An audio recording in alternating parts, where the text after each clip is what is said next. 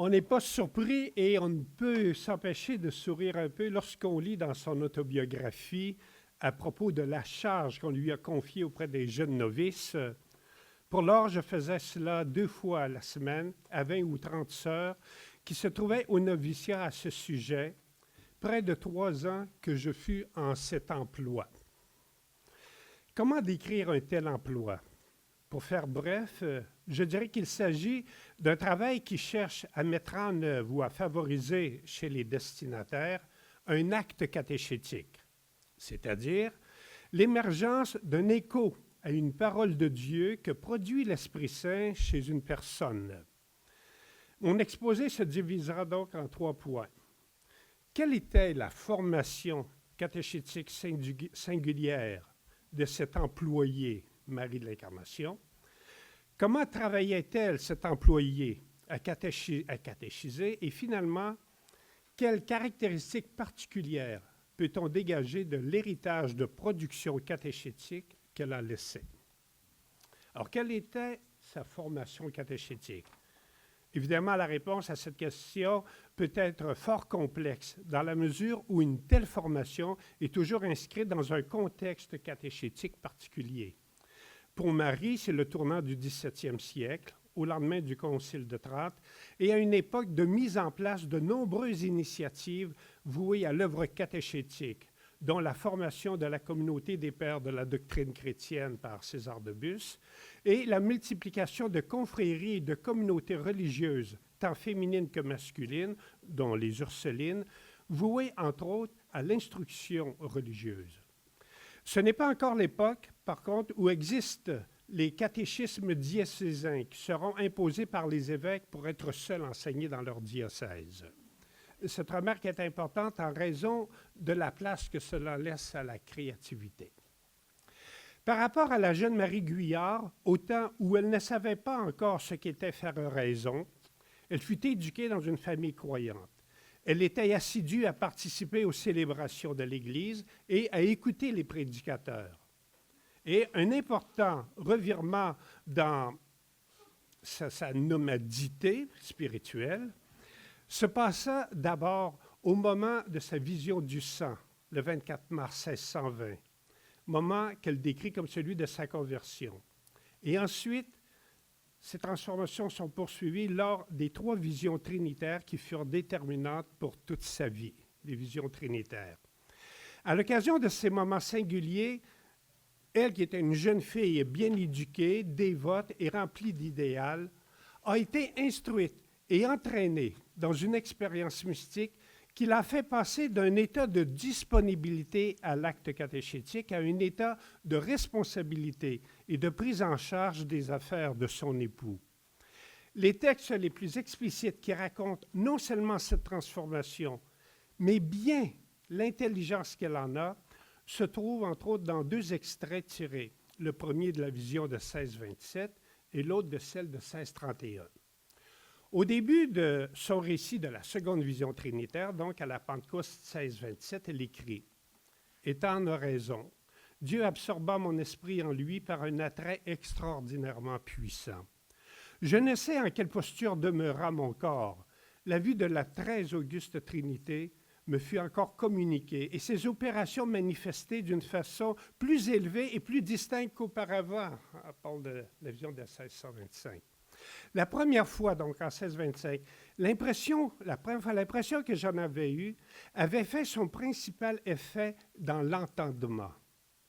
Et, comme j'ai dit ci-devant, il semblait que la divine majesté me l'avait faite pour m'instruire et m'établir et me disposer à ce qu'elle me voulait faire ensuite. Mais en cette occasion-ci, 1627, quoique l'entendement fût aussi éclairé et plus qu'en la précédente, la volonté emporta le dessus, parce que la grâce présente était toute pour l'amour, et par l'amour, mon âme se trouva toute en sa privauté et en la jouissance d'un Dieu d'amour. Entendement, volonté. Ce texte déborde donc d'indications relatives à l'acte catéchétique. Dieu aborde l'esprit de Marie par un attrait extraordinairement puissant. Et elle découvre à nouveau, comme dans la vision précédente, la vision de la très sainte Trinité qui lui est communiquée. Et au fil de son récit, elle rapporte un éclairage méthodologique capital. L'impression principale de la première rencontre avait eu son effet dans l'entendement. Marie précise que la Divine Majesté avait favorisé cet entendement alors pour l'instruire et la disposer à ce qu'il lui voulait faire ensuite. Et je m'excuse, on va arrêter ça. Bon. Alors, je dis à tout le monde d'éteindre leur appareil, mais là, je vais l'éteindre plus longtemps. Là, mais en tant que responsable du colloque, je m'excuse. Bon. Donc, alors, Marie précise que la Divine Majesté avait favorisé cet entendement alors pour l'instruire et la disposer à ce qu'il lui voulait faire ensuite. En cette seconde occasion de 1627, quoique l'entendement fût tout aussi éclairé et plus qu'à la précédente, la volonté emporta le dessus parce que la grâce présente était toute pour l'amour. Et par l'amour, mon âme se trouva toute en sa privauté et en la jouissance d'un Dieu amour. Ainsi donc, l'entendement est non seulement une étape majeure pour passer à la volonté, mais elle est un chemin vers la volonté, et cet entendement se développe encore plus quand la volonté entre en action. Cette conscience des étapes structurantes de son ipséité croyante, Marie va la développer davantage dans le récit de sa troisième expérience trinitaire de 1631, quelques mois après son entrée au couvent. Elle écrit « La très sainte Trinité en son unité s'appropriait mon âme comme une chose qui lui était propre et qu'elle avait rendue capable de sa divine impression et des effets de son divin commerce. En ce sens, il m'était signifié que je recevais dès lors la plus haute grâce de toutes celles que j'avais reçues au passé. Cette signification était plus distincte et intelligible que toute parole, en cette sorte. La première fois que je me manifestais à toi, c'était pour instruire ton âme dans ce grand mystère. La seconde fois, c'était à ce que le Verbe prit ton âme pour son épouse. Mais cette fois, le Père et le Fils et le Saint-Esprit se donnent et communiquent pour posséder entièrement ton âme. Et lors l'effet s'en ensuivit. Et comme les trois personnes divines me possédaient, je les possédais aussi dans l'amplitude de la participation des trésors de la magnificence divine. Marie décrit ici l'action de Dieu en elle et sa propre action en Dieu. Nous nous retrouvons en présence d'une description de ce qu'est l'acte catéchétique dans sa plénitude. Un agir de l'Esprit Saint qui instruit l'entendement, un agir de l'Esprit Saint qui engendre une volonté amoureuse, éclairée et totale, et un agir de l'Esprit Saint qui transforme le sujet. Un tel acte catéchétique est agi par Dieu et agi en Dieu. Le Père éternel était mon Père, le Verbe suradorable, mon époux, et le Saint-Esprit, celui qui par son opération agissait à mon âme et lui faisait porter les divines impressions. Dans son emploi de catéchiste, Marie ne perdra jamais de vue cette dynamique de formation inhérente à un acte catéchétique qu'elle a expérimenté. Favoriser un entendement ouvert au souffle de l'esprit, orienté vers l'éveil de la volonté, en rapport constant avec la transformation du sujet, c'est-à-dire sa sanctification. Je pense que nous avons là les traits essentiels de sa formation catéchétique. Comment travaillait cet employé? Je me plais à relire avec Don Houry le passage qu'écrit Marie à propos de son emploi auprès des jeunes novices Ursulines de Tours. Avant de commencer, je faisais la lecture à mon particulier dans le catéchisme du Concile de Trente et dans celui de Bellarmine, mais fort peu de temps. Lorsque je venais à la moralité, après avoir parlé des mystères de la foi, mais j'étais moi-même étonné du grand nombre de passages de l'Écriture qui me venaient à propos. Je ne me pouvais taire, et il fallait que j'obéisse à l'esprit qui me possédait pour l'or. Et Don Houry commente ce passage en écrivant, je trouve ça suave. Ainsi donc, lorsque l'Ursuline avait à donner un enseignement de type ascétique, c'est ascétique un catéchisme, lorsqu'elle avait donné un enseignement de type ascétique, en relation avec l'exposition de la doctrine, elle voyait affluer dans son esprit un grand nombre de réminiscences scripturaires qui donnaient force à ses paroles. Dans sa manière de présenter la doctrine chrétienne, présentation qui est dans l'ordre d'une ascèse, au sens où une telle instruction demande pour l'entendement une constance dans le temps, je faisais cela 2 fois la semaine, et une rigueur en harmonie avec un corps de doctrine établi, corps de doctrine représenté ici par le catéchisme de Bellarmine et le catéchisme de Trente, Marie était animée d'un souffle, d'un élan du cœur qui lui venait des passages de l'Écriture et qui enflammait sa volonté, manifestation de l'acte catéchétique. Je ne me pouvais taire et il fallait que j'obéisse à l'esprit qui me possédait pour l'or. J'expérimentais à mon intérieur que c'était le Saint-Esprit qui m'avait donné la clé des trésors du sacré Verbe incarné et qu'il me les avait ouverts par l'intelligence qu'il me donnait de l'Écriture sainte. Elle accomplissait son emploi de catéchète en étant sans cesse attentive, d'une part, à être vraiment au service de la parole, et d'autre part, en fonction d'un objet précis, défini. C'était, écrit-elle, mon office d'enseigner aux jeunes novices pour les y dresser, pour les rendre capables de l'Institut. Les dresser comme on dresse la table, dresser une première éducation. Au fond, il s'agit clairement d'une volonté de formation initiale en vue d'une transformation, rendre les destinataires aptes, capables d'entrer dans l'esprit et la mentalité de l'Institut des Ursulines. Elle exerçait son emploi en étant constamment attentive au devenir et aux transformations des personnes auxquelles elle s'adressait. Par exemple, si l'une ou l'autre l'interrogeait ou lui demandait de s'exprimer sur le Cantique des Cantiques, elle acquiesçait sans hésiter. Quand des échanges ou des discussions devenaient byzantines, comme cela peut souvent arriver lorsqu'on cherche à expliquer certains mystères, elle savait mettre fin aux effusions rhétoriques de l'entendement en invitant à contempler le mystère, sachant que l'entendement continuait à faire son chemin par maturation de contemplation. Elle explique cela à son fils Claude en 1649, quand celui-ci, devenu à son tour responsable de formation auprès des jeunes moines, s'inquiétait de ce qu'il fallait faire quand les discussions devenaient compliquées lors des instructions qu'il faisait. « Oh, mon fils, je me suis autrefois trouvé en cette peine lorsqu'ayant à enseigner les mystères de la foi à des personnes déjà avancées dans la vie spirituelle. Je jetais seulement la vue sur ce qu'en dit le petit catéchisme du Concile, et tout aussitôt, mon esprit en possédait les vérités, et je me trouvais ensuite dans une telle activité d'entendement et dans un discours si suivi qu'il ne se peut rien davantage. Mais comme ce n'était pas là mon centre ordinaire, la volonté, par un seul acte, imposait silence à l'entendement pour le faire jouir avec elle par une contemplation simple et amoureuse des fruits qui sont cachés dans les mystères.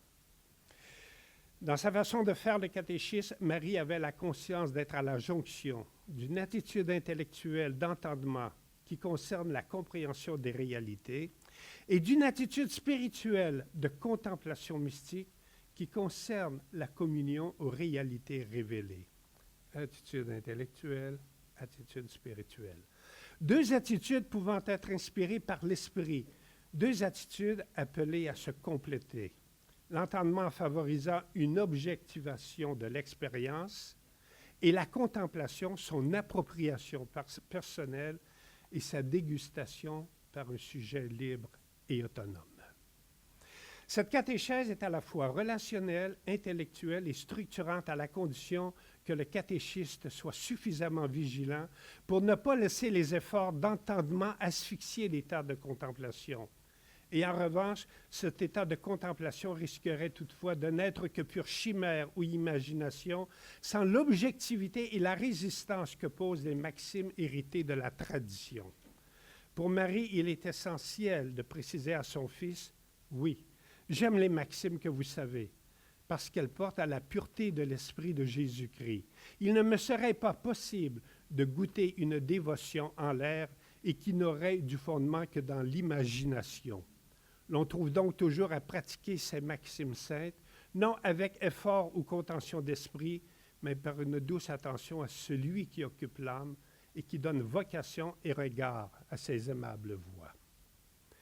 Cette expérience de gestation catéchétique, à la fois fécondée intellectuellement par des maximes objectifs puisés aux sources scripturaires et magistérielles, vivifiée au niveau de sa vie amoureuse et mise en œuvre dans son emploi de catéchiste, va engendrer et structurer au plan de l'esprit et au plan de la méthode tout le travail d'évangélisation qu'elle accomplira dans son travail apostolique en Canada. Il suffit de penser ici à l'ascèse qu'elle s'imposa pour l'apprentissage des langues autochtones. Elle veut faire passer par sa bouche tout l'amour du Christ qui habite son cœur. Il suffit de penser à sa découverte sans cesse respectueuse et admirative de ces jeunes amérindiennes qu'elle accueille et accompagne dans son monastère. Et enfin, il suffit de penser à son incessante attention et préoccupation pour toutes ces personnes évoquées dans sa prière apostolique. Tous les humains sont des candidats à la sainteté. Et pour cette catéchiste qu'est Marie l'Incarnation, il n'y a jamais de cesse à œuvrer en acte et en esprit, à favoriser cet acte catéchétique transformateur du monde de chaque personne rencontrée. Certaines caractéristiques particulières qu'on peut dégager de la production catéchétique. On déplore bien certainement la perte des écrits catéchétiques qu'elle a produits pour les délices de son cœur. On peut trouver tout au long de sa correspondance des éléments significatifs de cet emploi. Les langues, le partage de nourriture et de vêtements, certaines façons de dire des choses de la foi, de nommer Dieu, ce qu'elle explique à son fils, l'utilisation d'images, de la belle musique, de broderie, les allusions qu'elle fait aux préparations pour les sacrements ou encore sa description des cérémonies liturgiques. Elle s'emploie à travers tout cela avec ardeur, car tout cela concourt à l'acte catéchétique, à rendre possible le travail de l'Esprit Saint dans le cœur et la raison des personnes. La plus importante production catéchétique qui nous reste du travail spécifique à son enseignement catéchétique, méthodique et continu, à cet aspect ascétique de l'instruction qu'elle a donné, c'est bien sûr l'ouvrage édité par son fils Claude sous le titre « L'École sainte ou explication familière des mystères de la foi ». L'École sainte fut initialement éditée donc à Paris en 1684 par Don Claude, à partir des notes que sa mère avait écrites et de celles qu'avaient colligées certaines de ses auditrices de l'époque. S'agit-il d'un produit qui vient de Marie ou de son fils? La réponse est qu'il vient des deux et, un peu comme dit tout à l'heure Jean-François, c'est le texte avec lequel on va travailler. Dans un autre contexte, on parlera de l'histoire de la production.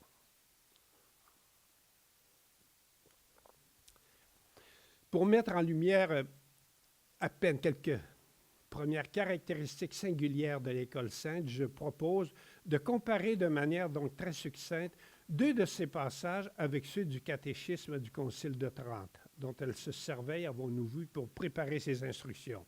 On en a deux, mais vous savez que les ouvrages font au-delà de 300-400 pages. Alors, c'est très minime. Je vous ai remis une feuille où vous avez les textes.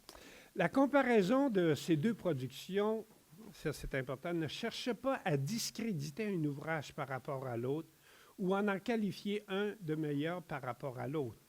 Mais elle cherche plutôt à nous faire voir comment la volonté qui préside à chacune de ces productions vient teinter le type d'entendement qu'elle propose en vue d'une transformation espérée, libre et autonome du destinataire. Étant entendu que de l'entendement découle la volonté d'agir qui influence directement la transformation ou la nomadité, la transformation d'une personne et d'une communauté. Chacune de ces productions a des destinataires différents. Le catéchisme de Trente est d'abord écrit pour les curés de toutes les paroisses du monde catholique, pour les aider à fortifier la foi des baptisés dans un contexte de contre-réforme. L'École sainte s'adresse à toute personne directement chargée de l'instruction des baptisés pour les dresser à être aptes à la vie de foi en Église. Et c'est le passage que fait donc Claude. Cet ouvrage qui était fait pour dresser les jeunes filles à être aptes à l'Institut devient un ouvrage pour dresser les gens à être aptes à la vie de foi en Église. Alors, j'ai retenu simplement l'entrée en matière de l'instruction sur l'Église et l'entrée en matière de l'instruction sur l'Eucharistie. Vous les avez devant les yeux. Dans le catéchisme du Concile de Trente, la leçon sur l'Église est au chapitre 10e et s'intitule « Du 9e article du symbole ». Cette section est subdivisée en 10 paragraphes et s'étend sur 10 pages. L'entrée en matière, elle est éloquente de l'attitude apologétique de ces auteurs dans un contexte menaçant. Dans ce long paragraphe que vous avez en main, on s'en prend notamment aux impies qui prétendent, à l'imitation du singe qui veut faire croire qu'il est homme, qu'eux seuls sont catholiques et que l'Église catholique est parmi eux, seulement parmi eux. Donc, on discrédite totalement l'Église romaine, entre autres. Cette longue introduction devient, dans l'École sainte que vous avez en parallèle ou en synopsis, un court paragraphe de 4 ou 5 lignes qui annonce que cet article renferme la grâce de notre vocation parce que Dieu ne nous a appelés que pour nous incorporer à son Église et nous faire membres du corps mystique de son Fils. Dans l'autre extrait important sur l'Eucharistie, le catéchisme de Trente commence par souligner le caractère supérieur de cet auguste sacrement et dès la seconde phrase, affirme qu'il n'est pas de crime plus grave que de manquer de respect et de piété envers un sacrement qui renferme tant de sainteté. L'École sainte ouvre cette instruction par l'affirmation que quand nous recevons ce sacrement, nous ne recevons pas seulement la grâce comme dans les autres sacrements, mais encore l'auteur même de la grâce et de toute sanctification. Dans le contexte de l'époque, qui connaît de sérieuses remises en question sur la présence réelle, le catéchisme de Trente propose un discours d'autorité qui cherche résolument à reprendre le contrôle de la situation. Dans l'École sainte, la volonté de mettre au pas les destinateurs et de les prémunir contre l'erreur est substituée par la volonté de mettre l'interlocuteur en présence de réalités surestimables qui lui sont rendues disponibles et accessibles par le sacrement. Le locuteur cherche à faire connaître une réalité désirable qui n'existe que par grâce et en vue de conduire chacun à sa sanctification. Je vais conclure. Ces exemples ne sont évidemment que des indices très petits relatifs à l'intérêt de réaliser aujourd'hui une relecture inédite du catéchisme de Marie de l'Incarnation. Également, l'intérêt qu'il y a par rapport à l'urgence de relire nos propres pratiques catéchétiques aujourd'hui par rapport au motif, parce que nous avons toujours un motif qui préside à l'intervention que nous faisons quand nous sommes en catéchèse. Quel motif préside réellement à notre emploi dans l'œuvre catéchétique? Pour nous aider dans cette relecture, Marie de l'Incarnation offre une grille composée de 3 éléments fondamentaux qui ont façonné d'une part l'orientation de sa vie spirituelle et d'autre part son emploi de catéchiste. L'entendement qui dispose de la volonté et entraîne la transformation. Il est entendu que les leçons du catéchisme ou des activités catéchétiques sont principalement façonnées pour l'entendement, mais d'un entendement qui déborde le désir d'avoir raison, comme on le retrouve souvent dans les débats rhétoriques, au profit d'un entendement qui est comme en appui même aux volontés du cœur, en vue d'une transformation vers la réalisation totale de chaque sujet, c'est-à-dire vers sa sanctification.